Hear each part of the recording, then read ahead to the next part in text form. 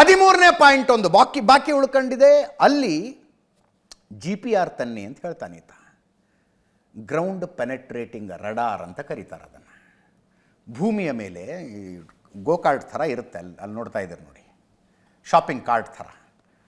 ಅದನ್ನು ತಗೊಂಡು ಹೋದರೆ ಭೂಮಿಯ ಒಳಗಡೆ 10 ಅಡಿ ಒಳಗಡೆ ಏನೇನಿದೆ ಅನ್ನೋದನ್ನು ಎಕ್ಸ್ರೇ ರೀತಿಯಲ್ಲಿ ಕೊಡುತ್ತಂಥದ್ದು. ಎಕ್ಸ್ರೇ ರೀತಿಯಲ್ಲಿ ಕೊಡುತ್ತೆ.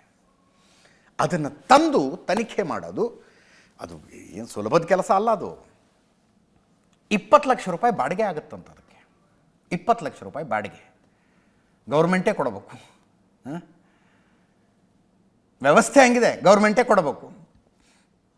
ಈತ 10 ದಿನಗಳಿಂದ ಇಡೀ ಗೌರ್ಮೆಂಟ್ ಮಷಿನರಿಯನ್ನು, ಪೊಲೀಸ್ ವ್ಯವಸ್ಥೆ ಎಲ್ಲವನ್ನು ಅಲ್ಲಿ ಇಟ್ಕೊಂಡು ಇಲ್ಲಗಿರಿ ಅಲ್ಲಗಿರಿ ಅಂತ ಅಗಿಸ್ತಾ ಇದ್ದಾನೆ.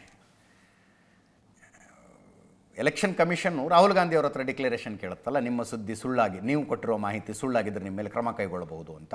ಹಂಗಿಲ್ಲಿ ಕೇಳೋದಕ್ಕೆ ಬರೋದಿಲ್ಲ. ಆಯ್ತಪ್ಪ, 20 ಲಕ್ಷ ಖರ್ಚು ಮಾಡಿ ಅದನ್ನು ಗ್ರೌಂಡ್ ಪೆನೆಟ್ರೇಟಿಂಗ್ ರಡಾರ್ ತರಿಸ್ತೀವಿ, ಅಕಸ್ಮಾತ್ ಅಲ್ಲಿ ಮೂಳೆ ಸಿಗದೆ ಇದ್ರೆ ಅದ್ರ ಖರ್ಚು ನೀನು ಕೊಡಬೇಕಾಗತ್ತೆ. ಹಾಗೆಲ್ಲ ಹೇಳೋದಕ್ಕೆ ಬರೋದಿಲ್ಲ ಕಾನೂನಲ್ಲಿ.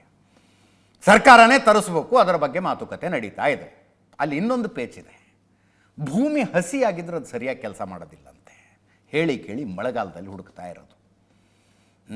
ಧರ್ಮಸ್ಥಳದ ಮಳೆ ನಿಮಗೂ ಗೊತ್ತಿದೆ. ಹಸಿಯಾಗಿದ್ದರೆ ಅದು ಸರಿಯಾಗಿ ಹುಡುಕೋದಕ್ಕೆ ಸರಿಯಾಗಿ ರಿಸಲ್ಟ್ ಕೊಡೋದಿಲ್ವಂಥದ್ದು. ಆದ್ದರಿಂದ ಅದರ ಬಗ್ಗೆ ಚರ್ಚೆಗಳು ನಡೀತಾ ಇದ್ದಾವೆ. ಈ ಮಧ್ಯದಲ್ಲಿ ನನಗೆ ಭದ್ರತೆ ಕೊಡಿ ಅನ್ನುವುದು ಈ ಅನಾಮಿಕ ದೂರುದಾರನ ಆಗ್ರಹ. ಯೂಟ್ಯೂಬರ್ಗಳನ್ನು ಹೊಡೆದಿದ್ದಾರಲ್ಲಿ, ನನ್ನ ಮೇಲೂ ಹಲ್ಲೆ ಆಗಬಹುದು, ಭದ್ರತೆ ಕೊಡಿ. ಅದನ್ನು ಕೊಡಲಾಗಿದೆ. ಈತ ಪೊಲೀಸ್ ವಶದಲ್ಲಿಲ್ಲ. ದಿನ ಬೆಳಗ್ಗೆ ಎದ್ದು SIT ಹತ್ರ ಬರ್ತಾನೆ, ಸಾಯಂಕಾಲ ಮತ್ತೆ ಹೋಗ್ತಾನೆ. ಎಲ್ಲಿರ್ತಾನೆ, ಯಾರ ಜೊತೆಗಿರ್ತಾನೆ ಅನ್ನೋದ್ರ ಬಗ್ಗೆ ಬೇರೆ ಬೇರೆ ಚರ್ಚೆಗಳಿದ್ದಾವೆ. ಬರೋದು ವಕೀಲರ ಕಾರಿನಲ್ಲಿ. ಆ ವಕೀಲರ ಕಾರಿಗೆ ಪೊಲೀಸರು ಎಸ್ಕಾರ್ಟ್ ಕೊಟ್ಟಿದ್ದಾರೆ. ಈಗ ಎಸ್ಕಾರ್ಟ್ ಇನ್ನೊಂದು 2 ದಿವಸ ಹೋದ್ರೆ ಗನ್ಮ್ಯಾನ್ ಕೊಡ್ತಾರೆ ಈತನಿಗೆ.